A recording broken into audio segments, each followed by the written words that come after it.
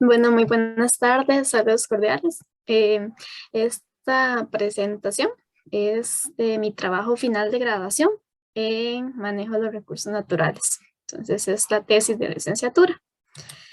Em, este proyecto, bueno, yo soy egresada de la ONET y pues este proyecto se realizó en el 2020 y a inicios de este año 2021. Para hablarles un poco sobre nuestra especie.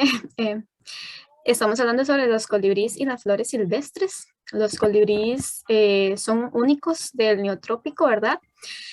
Forman la gran familia Trochilidae y es indispensable saber que los colibríes necesitan del néctar como recurso alimenticio, ¿verdad? Y necesitan proteína que lo adquieren por pequeños antrópodos, pequeños insectos. Entonces aquí tenemos un ejemplar de un colibrí, el Heliomaster longirostris, y pues podemos observar, ¿verdad?, que los colibríes pues difieren un poco en tamaño y sus características más particular es la forma del pico. Entonces, este proyecto, la importancia inicia en la conservación de las especies, en el mantenimiento de las poblaciones de colibríes y de las plantas que polinizan.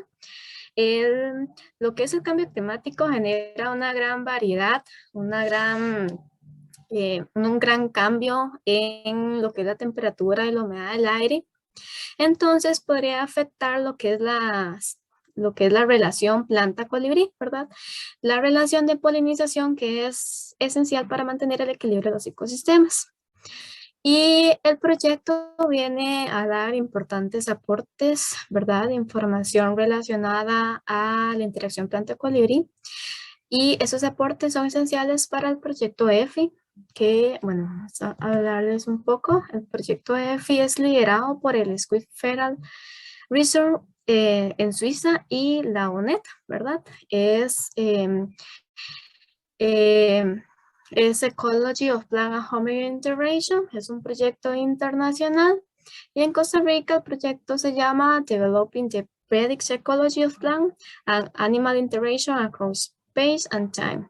Entonces, él evalúa las interacciones planta-colibrí y cómo lo que son las variaciones en espacio y tiempo podrían afectar esta relación. El proyecto se encargó de la logística, el financiamiento y el asesoramiento del trabajo.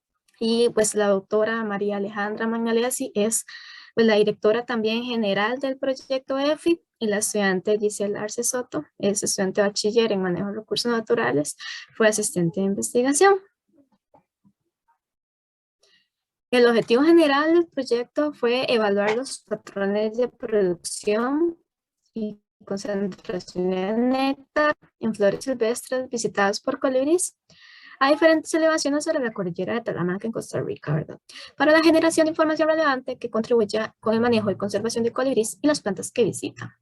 Entonces, como objetivos específicos teníamos, bueno, esto es un resumen, ¿verdad? El comparar las características del néctar, el establecer la relación entre la morfología floral, las variables climáticas y la elevación altitudinal con la producción de néctar, y determinar la preferencia de los colibríes a los diferentes niveles de concentración de azúcar. Entonces, nuestro sitio de estudio se encuentra en el área de conservación Amistad Pacífico, en la cordillera Talamanca, en 3 bandas altitudinales. Entonces, tenemos una elevación alta de los 2.600 a los 3.000 metros sobre el nivel del mar en Finca Los Encinos, en Siberia de Páramo. Entonces, aquí podemos observar un pequeño mapa del sitio. Luego tenemos el Centro Biológico de las Quebradas, eso es una elevación media de los 1.000 a los 1.500 metros sobre el nivel de mar aproximadamente.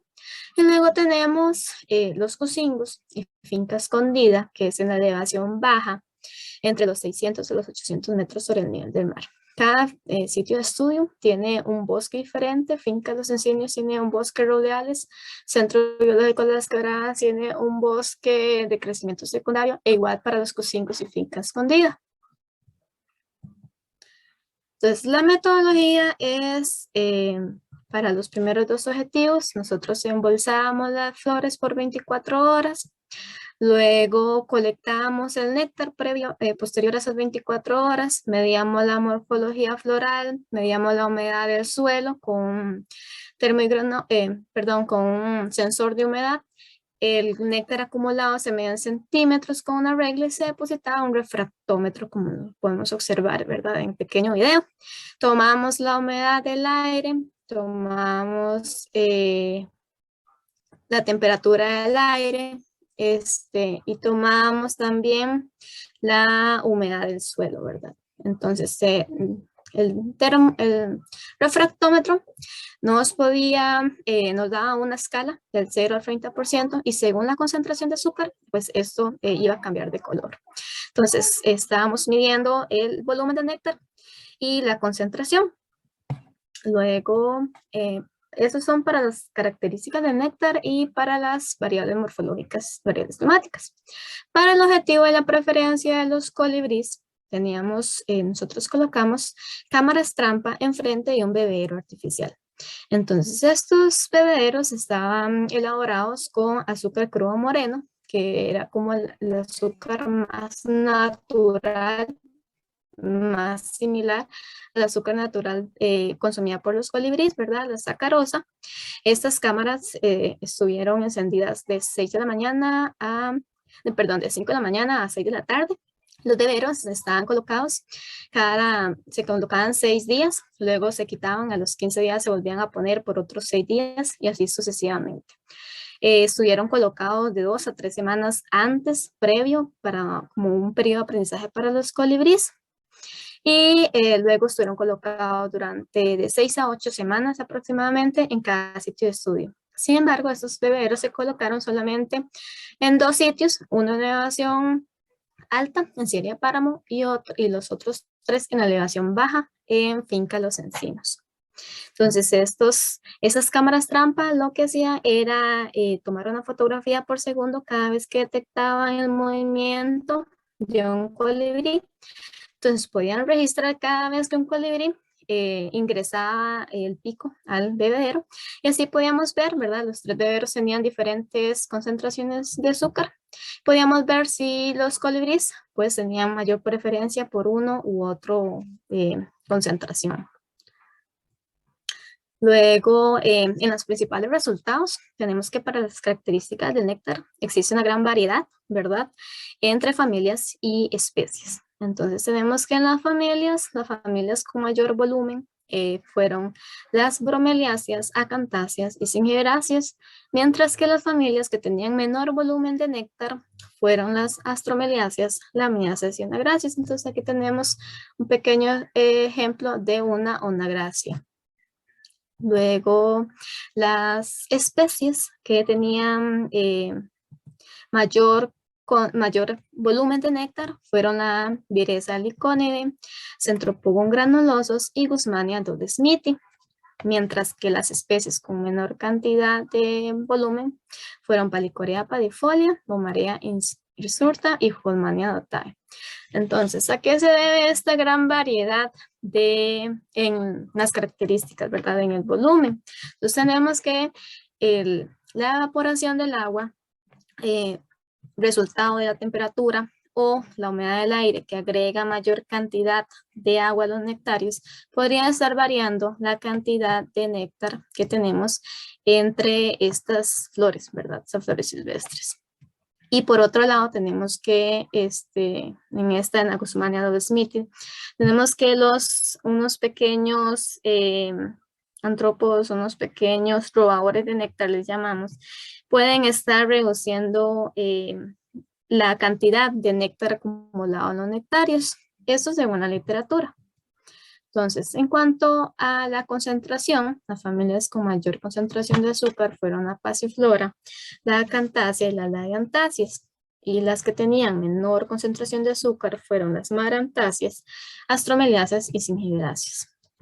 En las especies tenemos que la Passiflora vitafolia, Salvia carnea y Odontonema tubeforme fueron las que tenían mayor concentración de azúcar, y mientras que Vireza liconide, Lestema racemiferum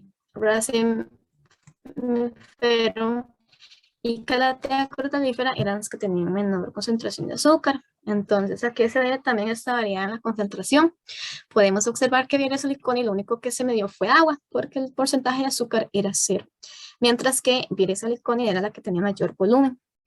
La cantidad de azúcar, según la literatura, puede ser resultado de la variedad en la temperatura del aire. La temperatura del aire lo que hace es evaporar el agua de los nectarios y volver los nectarios, ¿verdad? El néctar mayormente concentrado. Por otro lado, tenemos también que las especies podrían estar cambiando sus niveles de concentración de acuerdo a su visitante polinizador. Entonces, aquellas especies que tenían un visitante polinizador, un colibrí que requiriera mayor concentración de azúcar, pues la planta se ve obligada. Ahora bien, en la morfología floral, las variables climáticas y la elevación, esto ya con datos estadísticos, tenemos que las variables que podían estar explicando la variedad, ¿verdad? En la concentración, en el volumen y concentración de azúcar, son la forma de la corola, la longitud de la corola y la humedad del aire. Entonces, la forma de la corola, entre más curva sea la flor, mayor volumen de néctar podemos encontrar. Entre más corta sea la longitud de la corola, mayor volumen de néctar podemos encontrar. Y entre mayor humedad del aire, mayor volumen de néctar. Entonces, ¿esto por qué? Las flores curvas tienden a almacenar mayor cantidad de volumen, porque permite el almacenamiento de agua. Entonces podemos medir mayor cantidad, ¿verdad? En las flores, la humedad del aire también nos ayuda, ¿verdad?, a concentrar más gramos, más líquido de agua. Entonces aquí tenemos un ejemplo donde las corolas más largas y curvas son una barrera natural para los polinizadores y reducen las visitas legítimas para la polinización, incrementando las visitas de robadores de néctar. Entonces, aquellas flores entre más largas y más curvas, no todos los colibríes van a poder visitarla, entonces ella va a tener un limitado número de visitas y por ende va a regular su nivel de concentración o de volumen de néctar. Entonces aquí tenemos un ejemplo del colibrí ermitaño, ¿verdad?, en donde es una de las pocas especies que puede polinizar ese tipo de plantas. En cuanto a la concentración, tenemos que las variables que pueden explicar más la variación en la concentración son la humedad del aire, la longitud de la corola y la elevación. Entonces tenemos que entre mayor humedad del aire, mayor concentración de azúcar. También tenemos que entre menor longitud, es una relación negativa, entre menor longitud, mayor concentración de azúcar, y tenemos una relación bastante curiosa en lo que es la elevación. Entonces tenemos que aquellas flores que se encuentran en la parte baja tienen mayor concentración de azúcar, en la parte media reducen esa cantidad, pero en la parte alta vuelven a aumentar esta concentración de azúcar. Entonces, ¿por qué este comportamiento? Entonces, tenemos que la humedad relativa puede abrir los estomas, inicia el proceso de fotosíntesis y propicia la producción de sacarosa.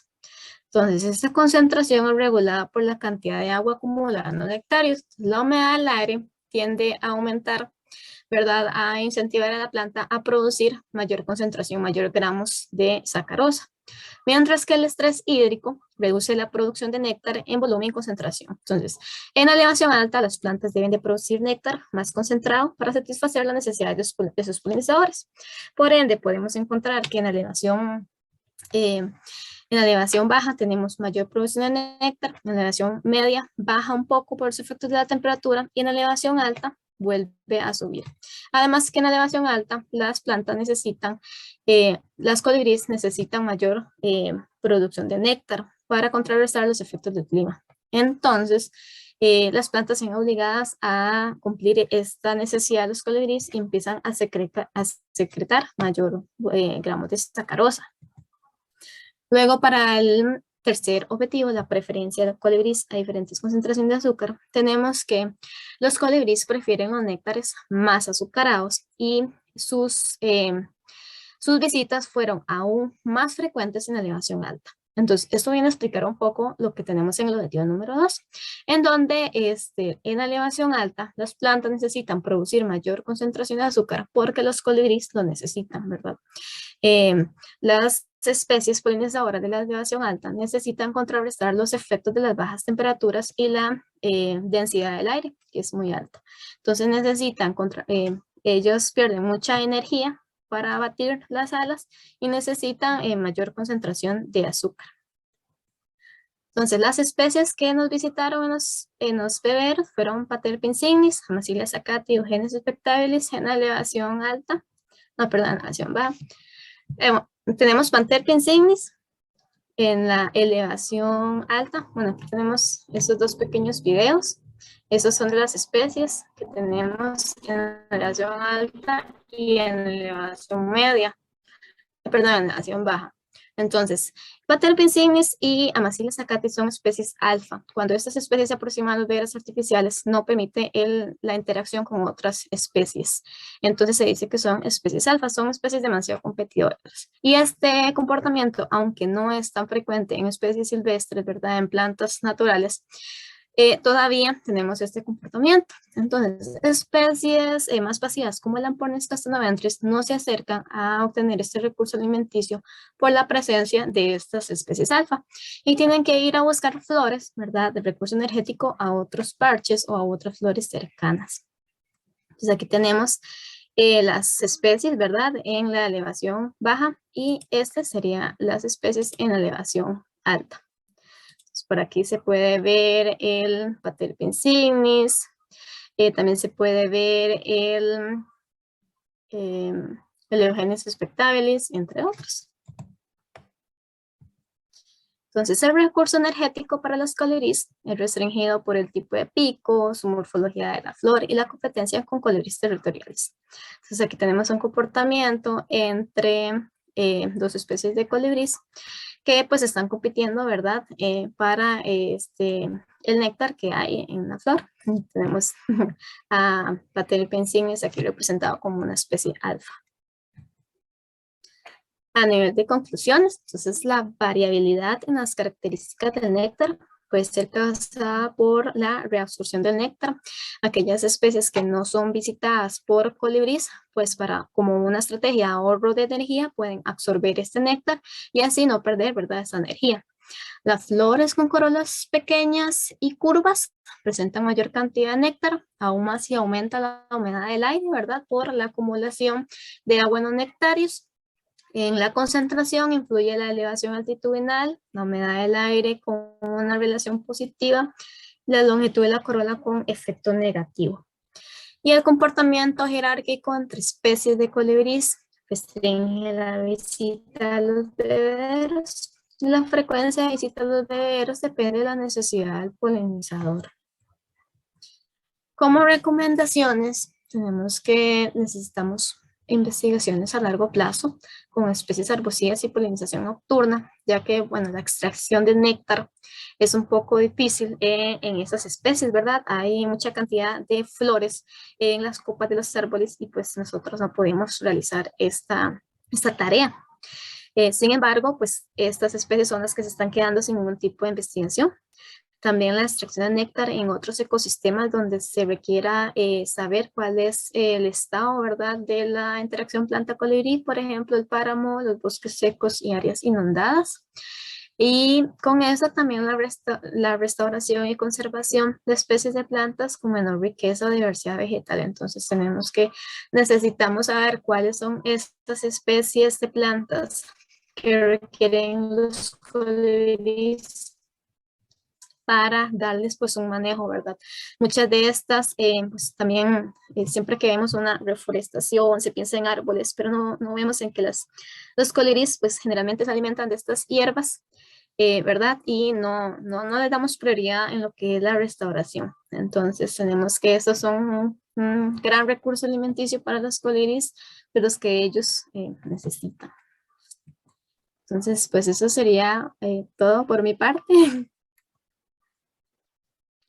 Muchísimas gracias, Gabriela. En este momento empezamos con el periodo de preguntas. Pueden levantar la mano o hacer la pregunta en el chat.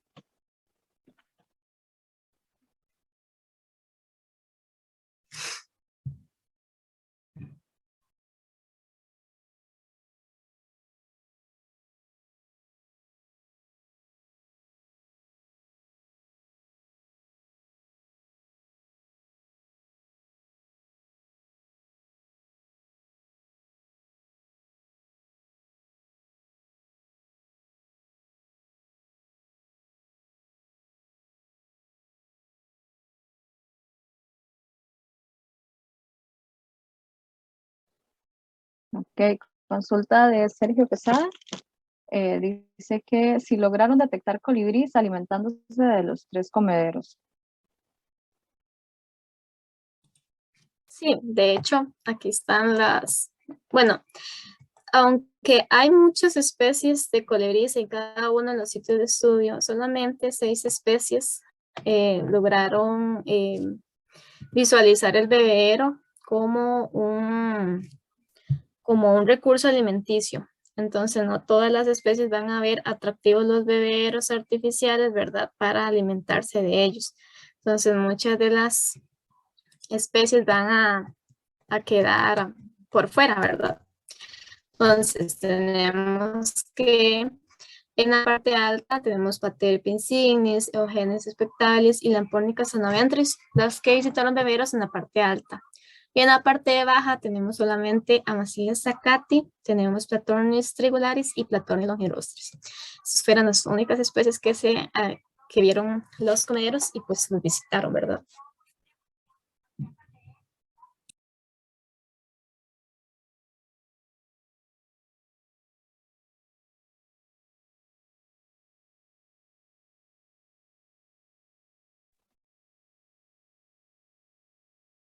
Bueno, consulta Ángel Guevara. ¿Este proyecto ha desarrollado alguna campaña informativa para eliminar los bebederos artificiales en sitios de usos públicos? Eh, Sí, es una pregunta interesante. De hecho, me la realizaron en la defensa de tesis. Porque los bebederos artificiales, bueno, esto yo lo utilicé bajo una licencia de investigación, ¿verdad? Para utilizar los bebederos artificiales. Y mientras que yo los utilicé, también me di cuenta de muchas cosas que sucedían alrededor del uso de bebederos artificiales. Entonces, para esa investigación nosotros pues manteníamos un uso regulado de los beberos, teníamos que cambiar el agua cada de 2 a 3 días, teníamos que estarlo limpiando bien por la generación de hongos. Nos dimos cuenta que muchas especies pues se volvían un poquito como vagas, por decirlo así, porque ellos se perchaban como en estas ramitas donde estaban guindados los beberos y pues de ahí no se iban, siempre se mantenían constantes, especialmente aquellas especies alfa. En el caso personal mío, yo para investigación fue una gran herramienta porque pues observar este comportamiento a nivel de ecosistema, a nivel natural es muy difícil, ¿verdad? Y nos llevaría aún muchísimo más tiempo. Para el caso de las personas que los utilizan en los jardines, pues sí tendrían que como mantener este control. Ejemplo, el agua, dependiendo de la altura en la que se encuentre, dependiendo de la temperatura, este agua azucarada se vuelve muy, ¿cómo te digo? Se fermenta. Entonces, pues eso produce un daño en los colibríes, ¿verdad? Ya no están consumiendo ni a nada parecido a lo que es el néctar natural. Además de que pues podría también afectar un poco de que aquellas especies que se encuentran cerca de los beberos artificiales pues no dan tanta cantidad de azúcar como si lo dan los beberos, entonces puede que ellos prefieran los beberos y no las especies naturales. Pero en el caso mío, para mí fue una muy gran herramienta para observar que ellos prefieren los beberos con mayor cantidad de azúcar y aún más, esta visita es aún más frecuente en la elevación alta que en la elevación baja.